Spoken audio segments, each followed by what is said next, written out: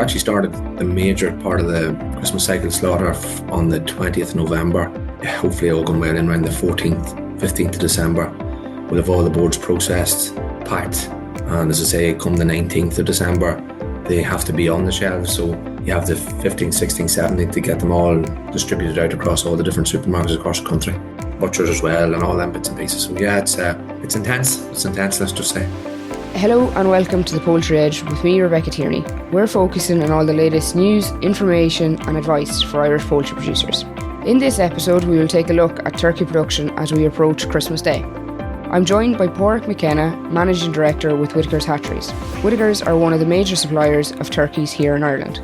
Padraig, could you give us an overview of turkey production here in Ireland? Turkey production in Ireland today, I suppose it has expanded over the last 10 to 12 years, but currently I would presume we're producing somewhere in the region of 2 million turkeys annually, of which the Christmas market probably is about somewhere in about 1.1 to 1.2 million. We have an Easter market then of about probably 100,000 boards, and then currently we'll be producing an all year round market, which is our weekly supermarket ranges there, would consist of probably a figure would be probably on around 700,000 boards. We're processing probably on our side somewhere between 10 and 12,000 turkeys a week for that market. Perfect. And how has that changed over the last decade in terms of turkey consumption? We'd have seen an increase in the last decade, I suppose. Yeah, I'd say the bigger part of it is probably, thankfully, people are more conscious of buying local or buying produced by their own farmers in the country. And I would have thought maybe probably 10 to 15 years ago, there was quite a lot of imported turkey meat coming into the country, probably more so into the catering trade and that there. People have decided to go towards our own locally produced board beer approved stock. So supermarkets themselves probably have started then opening up shelf space for the turkey as well. And now we've, if you go into the supermarket any day of the week now, you'll have anything from your turkey, standard turkey breast joint, but now you've got your turkey steak, your turkey mince, your turkey sausages, your turkey burgers, your turkey balls. All these things now have evolved over the last probably 5 or 6 years. And, that has really aided the turkey industry in a big way, that people have now more conscious of buying turkey. It's a more desired meat. And I suppose probably if I think about the times we're in now and people are more health conscious, definitely turkey is one of the best sources of protein out there, with a very low kind of fat content, and that they're like it's good for you, especially people that are into the gyms and things like that. They're like their turkey meat and they like their eggs. Yeah, certainly. I suppose programs like Operation Transformation had a big impact on encouraging people to move towards turkey as a healthy protein source. Yeah, as well. That's probably one of the things we would have noticed maybe with Operation Transformation. Obviously we're in the Christmas period now and we're in a mad rush to try and get everything processed and all for the Christmas Day market, but maybe 7, 8, 10 years ago when the Operation Transformation thing started really taking off, we had serious pressure then coming on looking for more turkey in the January part of the year when the show was being put out live and that there, and the menus are set up, and a lot of the guys with the menus and that there in the evenings, it was turkey. So yeah, we definitely noticed that as well. Things like that had a big influence. Padraig, you might take us through the production cycle of the turkey, so from egg to turkey, and to that product then being on our kitchen table or on our supermarket shelves. Yeah, sure. So the turkey is very similar to the rest of the guys. We obviously, it's just a bit more complicated. Everything with the turkey probably takes a wee bit more time and it probably has a wee bit more expense to it. But the turkey breeder itself, if you were to take the Christmas market, the guys that were wanting to produce turkey eggs for the Christmas market were actually starting to hatch out the turkey breeder eggs round about this time, and putting them in the rearing house, because they have to kind of be reared up to about 18 weeks before they transfer them into the laying farm. So if you can imagine, that would take you into probably week 20, 21 of next year. And then another 3 to 4 weeks there later, they start producing their fertile eggs for hatching out. The turkey breeder itself, unfortunately, has to be artificially inseminated. So you have to obviously milk the male or the stag and inseminate the female through a straw every kind of 3 to 4 days. So it's quite labour intensive with that regard. And then when she does begin to lay, she lays probably quality hatching eggs from about 24 weeks for about 20 odd weeks, give or take. I suppose like everything else now, through genetics and that there, we're progressing that every year, and we're getting a few more eggs out of the turkey breeder. So she has a limited lifespan, and that itself obviously creates its own issues in terms of the breeder doesn't get value for money, and that's why the turkey egg is quite expensive. So that turkey egg then, in our case, in Ireland, we have a very limited amount of turkey breeders. There's actually only one company that I know of that still has a small amount of turkey breeders, probably 3 to 4 thousand. After that, all kind of turkey eggs are imported probably from the two major sources would be the UK and France. France being the predominant one, and that's probably what we would do. We would import a lot of our eggs, so we would, and we have our own hatchery then up in Castleblaney. And the turkey egg is different than that. All the other eggs take the 3 weeks to hatch. The turkey eggs takes the 28 days to hatch. So it's more or less the same procedure going into the setters. And then for the last 3 days, 3 to 4 days, it's transferred across into the hatchers. But that takes 28 days. So again, it's an extra expense. It takes an extra 7 days in the hatchery and that end of things.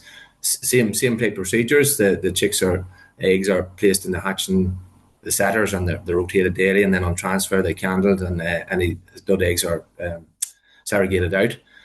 And then on the 28th day, obviously we have our hatch day in the hatchery, and we hatch early.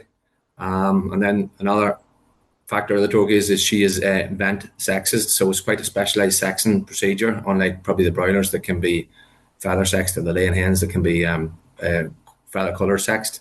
The turkey has to be vent sexed, just like the breeder. So again, it's a very skilled job, time consuming. Every board has to be picked up and looked in between the legs and that there, and there's differences in that area that determines whether it's male or female. And the accuracy is not 100%, it's probably only about between 96, 97% accuracy in across that there. So the chick then, as I say, is hatched out, it's sexed accordingly.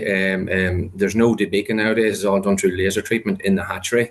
And that's all carried out. There's a vaccination carried out in the hatchery as well for TRT, which is a respiratory type infection that turkeys are quite susceptible to.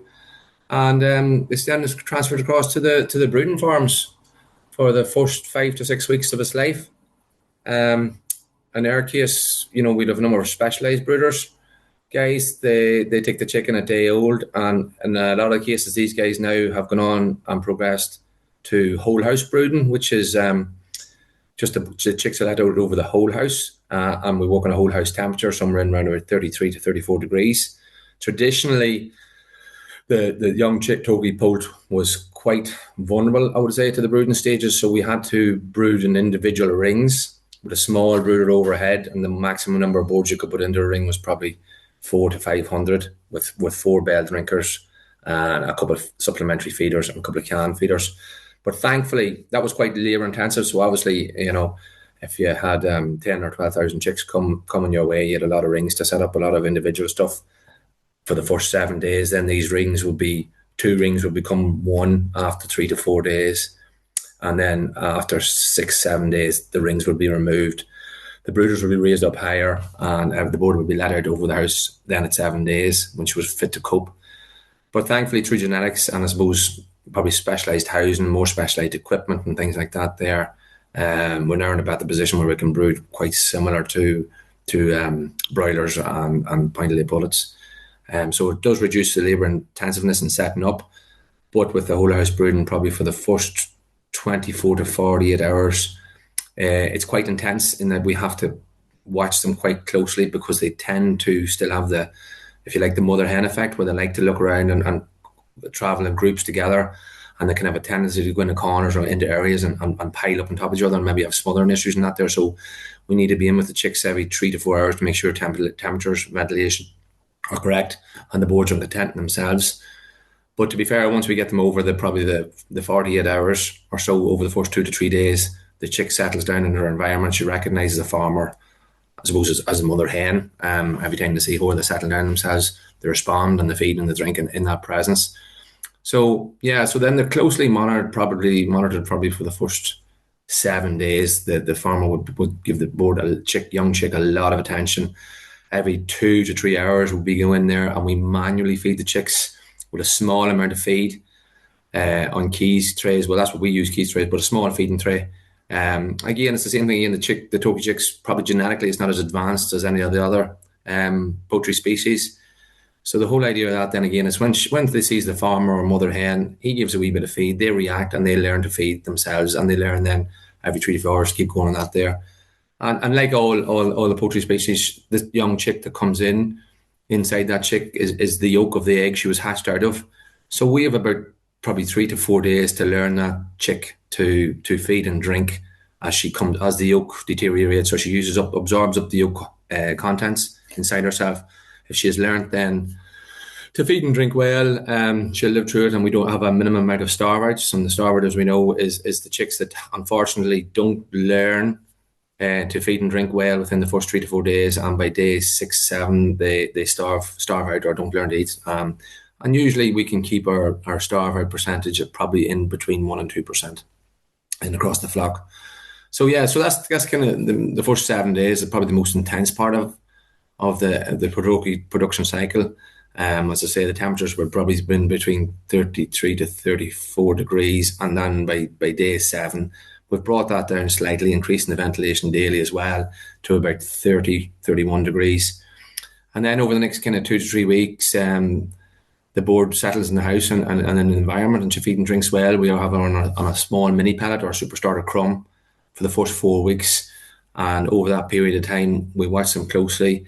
We're very little bedding to be done on that there, and we're decreasing the temperature, trying to target it in around 24 degrees by about 4 weeks or so, increasing the ventilation, and just doing what generally good stockmen do, just watching their stock, watching the behaviour, watching out for mortality issues, environmental issues that may be impacting the boards, and trying to correct that end of things. And in that period, one of the major problems, as I mentioned, we do the TRT vaccination in the hatchery. So then about in around 21 days, generally speaking, the boards will take some sort of a reaction to the TRT challenge in the environment or the vaccine.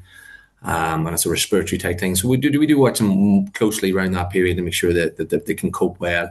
If they need a little help with various supplements in the water, maybe vitamin E or multivitamins, things like that, there will help them. And also too, if they are going through that, just like ourselves, the farmer might increase the temperature up a wee bit and a wee bit more ventilation, just make them nice and cozy, to help them through it and guide them through it over the 3 or 4 days when they meet the challenge and the vaccine reacts, and the board then comes out of it and walks on through herself.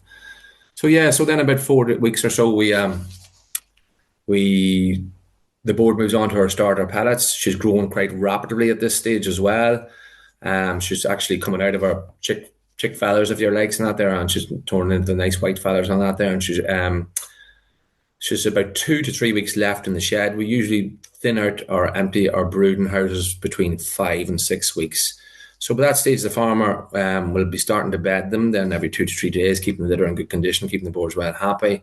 Again, we're trying to reduce the temperature slowly and get them ready for the transfer. So the farmer will be aiming to try and get good ventilation going and a nice temperature in around 21, 22 degrees for about 5 to 6 weeks before preparing the board for transfer.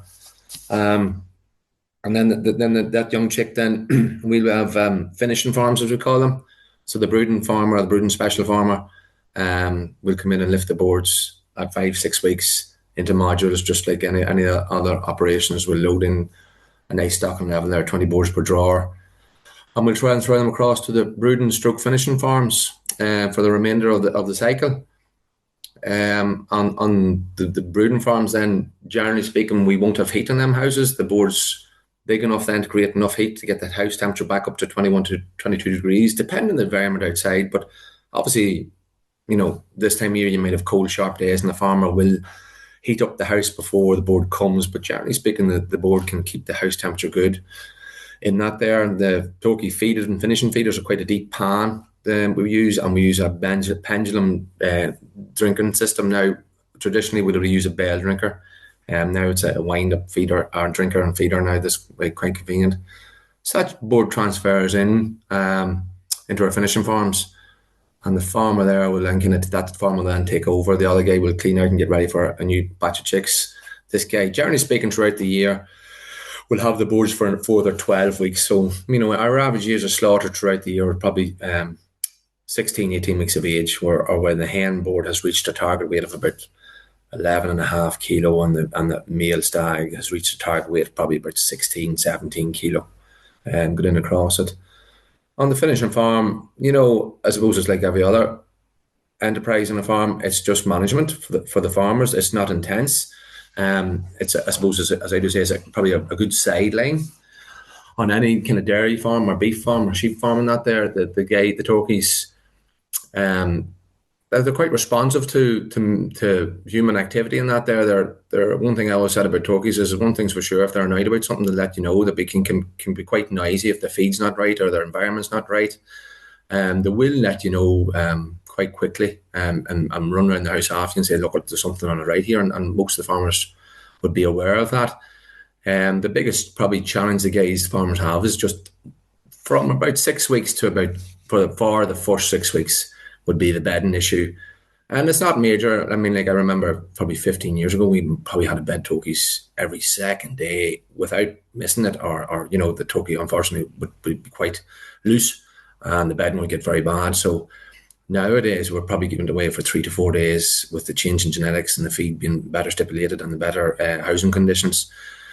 So they would probably bed every maybe 2 to 3 times a week, depending on the circumstances. And that would go on to the board kind of comes off the higher spec ration. So we're starting off with a 26% ration, protein, energy, and it's reducing down as the board gets older. So obviously as that reduces down, the board is not as loose and it's more firmer, and the bedding workload reduces as well. So generally speaking, in around 12 weeks, the guys get back down to, let's just say, 2 light beds per week for the remaining 6 weeks.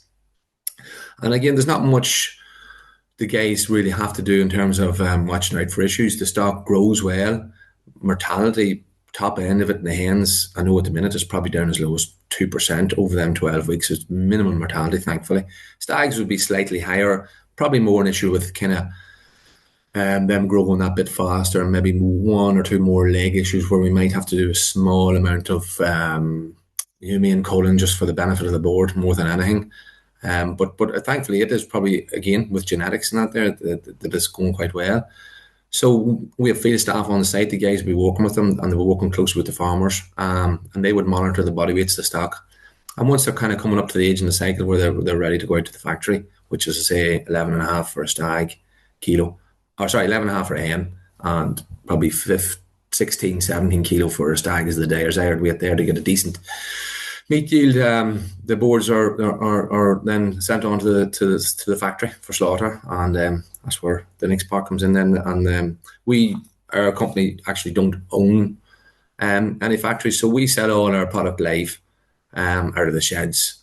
We have one major factory that we do a lot of work with, and a smaller factory through the year, and then whatever through the year, then we would probably produce 700,000, I'd say, across the weekly market, which is about 10 to 12,000 per week. And we have Easter, and then we would do chick sales mainly for the Christmas market, which would be across August and September. And we do a lot of grower sales between, obviously, when the boards are off the heat and our specialised guys can brew them on the heat.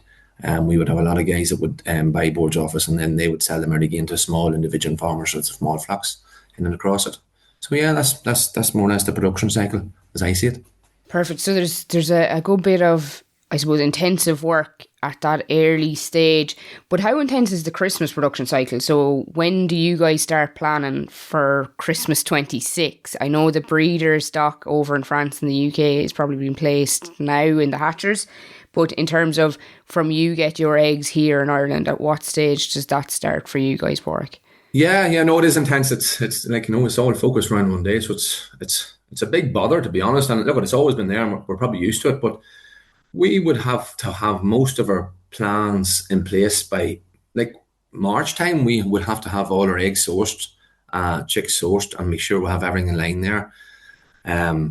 Like if you go after that period, they probably won't be gone. Like, it's like probably everything else in the farming world today. There's less and less people doing it, and there's less and less being produced. So there's a bigger demand out there on the other side of that. So we'll have 90% of our planning complete by the end of March for Christmas 2026. In our case, our first day olds will go down week 29, which is probably in around the 12th, 14th of July. that'll be the first boards we will place that we would produce for the Christmas market. Now, some of the more individual growers would probably be putting down their day olds a couple of weeks earlier. They'd have the slower growing strains and that there. They'd be on a slower growing platform, and they would produce a board at maybe 22, 23 weeks of age. But in our case, yeah, we would start then from week 29, and we place boards directly every week for 10 full weeks. So from week 29 to week 39, all them boards that are placed as day olds are all destined for the Christmas market. And the reason for that is like, as we all know, probably all of our produce is for the Irish market, and the way to put it, so obviously we all sit down to a Christmas dinner. Some of us are sitting down to maybe a table with 10, 12, 14 people at it. So they would be getting that larger turkey, which would be coming off the week 29, 30 hatch. And then obviously today, as times are changing and families are getting smaller and things like that there, people would be probably on a smaller family table then nowadays, probably 5, 6 people, could be a big table, 4 people. So them boards then all placed off week probably 37, 38, 39. They would be taking that smaller turkey, which generally speaking live will only be about 6 kilo live, which is going into a 4 kilo oven ready turkey. And in the week 29 hen will be up to 12 kilo live, which is going back into a 10 kilo oven ready turkey for the Christmas market. And of course, obviously now people are more aware, and they're more aware of the different cuts that are out there. So I mean, like, whereas traditionally the whole turkey was a big feature on the Christmas turkey, a whole turkey, nowadays there would be an awful lot of your specialised cuts in terms of your crowns and your butter breasted crowns and your stuffed crowns, bone and rolls. All them different aspects are now and a very big attraction for the Christmas market as well. So yeah, it's tough planning. And like when you start, as I say, you start the day olds back in July, then you're thinking about how we're going to get this all done. Like everything revolves around the 25th of December. All these boards have to be on the shelves in the supermarkets for, I think it's around the 19th of December. But we have to get, or all the factories have to get everything processed. And we have only a processing capacity of probably maybe some of the factories would probably be able to 20. Our factory we do a lot of business with would have a capacity of probably 12 to 14,000 a day and that there. So the process of fresh killing and that there would start sometime towards the latter end of November, where we have to kill a daily and they're gas flushed and chilled down to minus, well, I don't know actual temperatures, probably in around the 0 degrees, +1, -1. They're chilled down to keep them fresh for the Christmas market. But yeah, we actually started the major part of this Christmas cycle slaughter on the 20th of November, and hopefully all going well. Hopefully all going well in around the 14th, 15th of December. We'll have all the boards processed, packed, and as I say, come the 19th of December, they have to be on the shelves. So you have the 15th, 16th, 17th to get them all distributed out across all the different supermarkets across the country. That butchers as well, and all them bits and pieces. So yeah, it's intense. It's intense, let's just say. Yeah. Definitely very intense for just one day and one dinner in the year. Thank you so much, Padraig. A very timely piece in the month of December, and a very interesting to know exactly where our Irish Christmas turkey is coming from. So thanks for joining me, and look forward to a nice turkey for Christmas. No problem. Thanks very much, Rebecca. That's all for today's podcast. Remember to buy Irish this Christmas and support our producers in this busy and stressful time. Also, remember your biosecurity measures as we continue to see cases of bird flu on the island. Happy Christmas to all our Poultry Edge listeners, and don't forget to rate, review and follow the Poultry Edge wherever you get your podcasts.